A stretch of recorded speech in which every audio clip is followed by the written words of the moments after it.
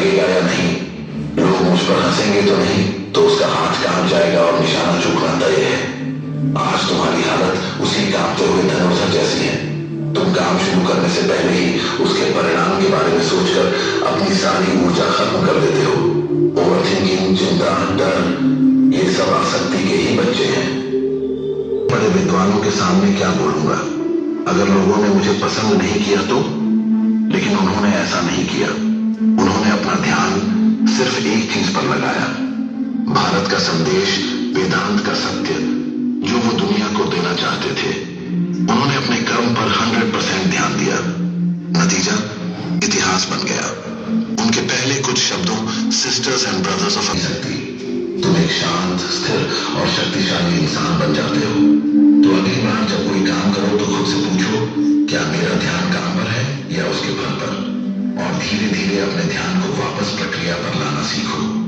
यही मानसिक शक्ति का असली स्रोत है। लेसन नंबर 3, निस्वार्थ कर्म का आदर्श। खुद से बड़े मकसद के लिए काम करो। आज की दुनिया हमें क्या सिखाती है? What's in it for me? मेरे लिए इसमें क्या है? हर कोई अपने स्वार्थ के लिए जी रहा है। मैं कि छोटे से दायरे में हम सब घुट रहे हैं। हम जितना ज्यादा अपने लिए बटोरने की कोशिश करते हैं, उतने ही ज्यादा खाली और बेचैन महसूस करते हैं। स्वयं काम को मैं से हटाकर हम के लिए करते हो तो तुम एक साधारण इंसान से एक महामानव बन जाते हो। ये कोई आध्यात्मिक प्रवचन नहीं है, ये एक मनोवैज्ञानिक सत्य है। जब तुम्हारा मकसद सिर्फ पैसा कमाना होता है तो तुम बहुत जल्दी थक जाते हो, निराश हो जाते हो। लेकिन जब तुम्हारा निस्वार्थ भाव ने उन्हें वो शक्ति दी जिसने दुनिया बदल दी। आज के दौर के सबसे सफल लोगों को देखो, इलॉन मस्क। क्या तुम्हें लगता है वो सिर्फ पैसे के लिए काम कर रहे हैं? नहीं, वो एक विजन के लिए काम कर रहे हैं, एक विरासत बनाने के लिए काम कर रहे हैं। पैसा तो उस बड़े काम का एक साइड इफेक्ट है। जब तुम निस्वार्थ होकर काम करते हो तो दो चीजें होती हैं। पहला, तुम्हारा अहंकार, ईगो छोटा हो जाता है। तुम्हें छोटी मोटी बातों से फर्क पड़ना बंद हो जाता है।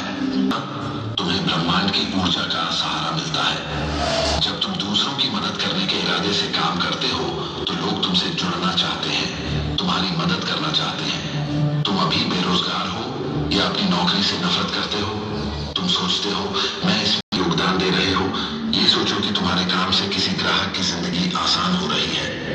अपने काम में एक बड़ा मतलब ढूंढो। अगर तुम एक छात्र हो तो ये सोचकर पढ़ो कि तुम ज्ञान हासिल करके अपने परिवार और देश का भविष्य बनाओगे, सिर्फ एक डिग्री लेने के लिए नहीं। याद रखो, एक नदी जो अपना पानी रोक लेती है वो एक गंदे तालाब में बदल जाए।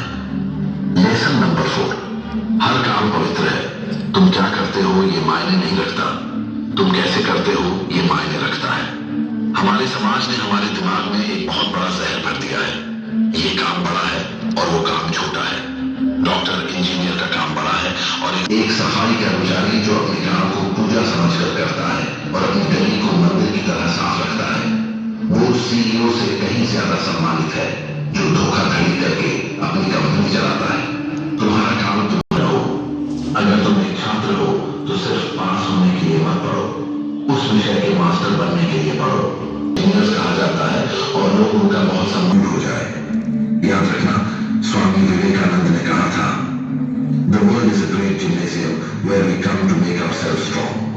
ये दुनिया एक बहुत बड़ी व्यायामशाला है जहां हम खुद को मजबूत बनाने आते हैं। तुम्हारा काम तुम्हारा डंबल है, उसे उठाकर